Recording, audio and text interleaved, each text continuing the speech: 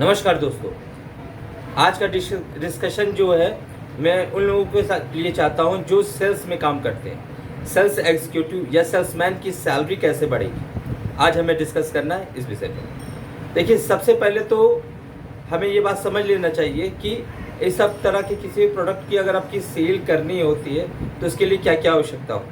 आपको आज मैं 9 ऐसे टिप्स के बारे में जानकारी दूंगा जिससे आपको सेल बढ़ा सकते हैं, क्योंकि जब तक आपकी प्रोडक्ट की सेल नहीं बढ़ेगी तब तक आपकी सैलरी नहीं बढ़ेगी। तो सबसे पहले आपको सैलरी बढ़ाने के लिए अपनी सेल बढ़ाने पे ध्यान देना चाहिए। नंबर 1, आपको अपने प्रोडक्ट की पूरी अच्छी तरह जानकारी होनी चाहिए, क्योंकि जो भी प्रोडक्ट आप सेल कर रहे हैं अगर उसकी जानकारी आपको अच्छे से नहीं होगी तो आप उस प्रोडक्ट को सेल नहीं कर पाएंगे। साथ ही साथ आपको उस प्रोडक्ट पे भरोसा होना चाहिए, विश्वास होना चाहिए कि जो आपने प्रोडक्ट बेच रहे हैं वो सही है।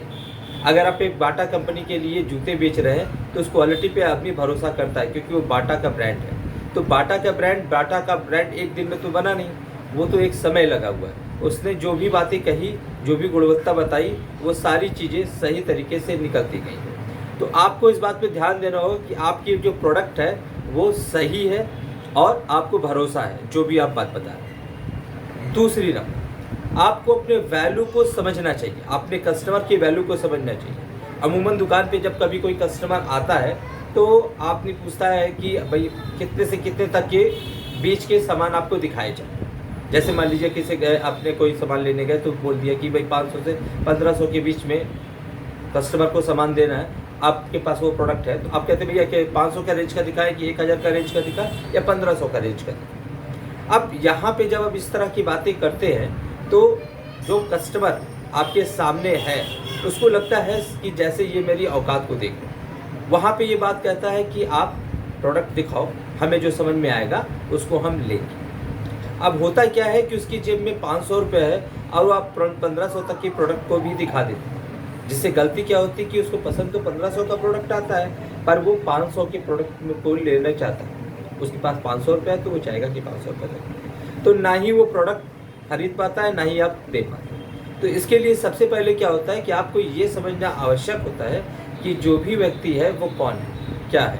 उससे एक बार हल्का सा डिस्कशन भी कर सकते हैं नॉर्मली, जिससे आपको पता चल सके कि किस लेवल का ये आदमी ये 500 के प्रोडक्ट के लिए आया हुआ है या 1000 या 1500, और उसके हिसाब से धीरे 1 बाय 1 आप दिखाना शुरू कर दें। अगर कोई बंदा हाई क्लास का है, आप उसको लोअर कैटेगरी का माल दिखा रहे हैं तो जाहिर सी बात है वो नहीं लेगा, या लोअर कैटेगरी का बंदा है उसको हाई क्लास का माल दिखा रहे हैं तो भी वो नहीं लेगा। तो आपको इस बात को ध्यान देना होगा कि ये कस्टमर किस तरह का है और किस तरह के प्रोडक्ट को संभलेगा। नेक्स्ट एक बात ये होती है कि आपको अपने कस्टमर की अथॉरिटी को समझना आवश्यक है कि जो बंदा ये प्रोडक्ट को देख रहा है क्या वो बंदा उस प्रोडक्ट को लेने के लिए है कि नहीं।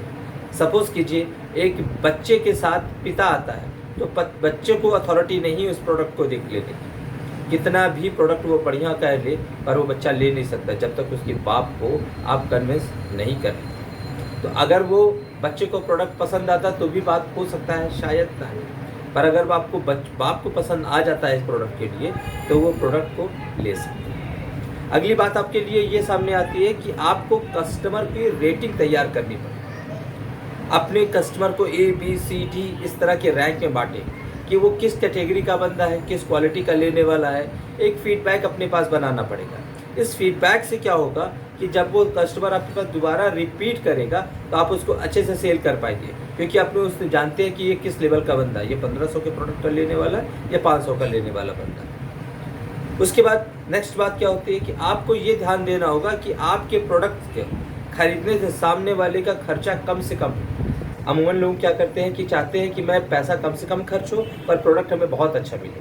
तो आपको इस बात को ध्यान देना होगा कि सामने वाले को जो आप किसी प्रोडक्ट के बारे में बता रहे हैं तो उसको ऐसा लगना चाहिए कि भाई जो भी ये प्रोडक्ट हमें बेच रहा है उसमें हमने कम से कम दाम में या सबसे अच्छा प्रोडक्ट मिला है, उसके साथ चीटिंग नहीं हुई है। ये इस बात को ध्यान देना होगा, क्योंकि जब भी कभी कभी ऐसा देखा गया है कि दुकानों में से कोई सामान कोई लेके आता है तो उसको एहसास होता है कि यार मुझे तो ठग लिया गया। तो आपको ये बात सोचना पड़ेगा, ध्यान देना होगा कि कहीं इस तरह की कोई चीटिंग तो नहीं हो रहा है।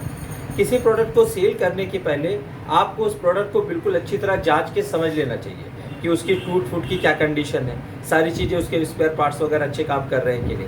क्योंकि हो सकता है कि कुछ इस तरह के डिफेक्ट होते हैं जिसको आपको लगता है कि ये डिफेक्ट नहीं हो सकता। तो आपको उस प्रोडक्ट को दिखा के अच्छे से कस्टमर को संतुष्ट करने के बाद ही उसको प्रोडक्ट को सेल करना चाहिए। आपको कस्टमर की क्वालिटी को समझना पड़ेगा, साथ ही साथ अपने प्रोडक्ट को आपको ये बताना होगा कि आपकी दुकान पे जो भी प्रोडक्ट सेल हो रहा है वो क्वालिटी से समझौता नहीं करते। आपकी क्वालिटी सबसे अच्छी होनी चाहिए, क्योंकि आप किसी भी रेट में अगर चीज़ को बेच देते हो, अगर उसकी क्वालिटी सही नहीं होगी तो अमूमन दिक्कत खड़ी होगी। तो आपको ये बात ध्यान देना होगा कि आपको क्वालिटी से समझौता नहीं करना है। दूसरी चीज़, कस्टमर से फालतू बातें ना करें।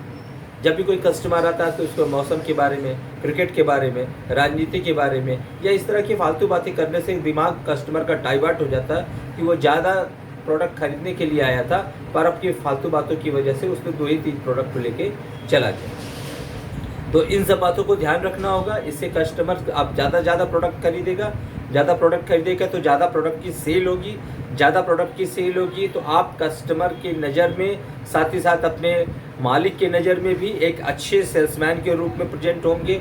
तो जितना अच्छा प्रोडक्ट सेल होगा उतनी अच्छी आपकी वैल्यू बनेगी, इससे आपकी सैलरी बढ़ सकती है। धन्यवाद।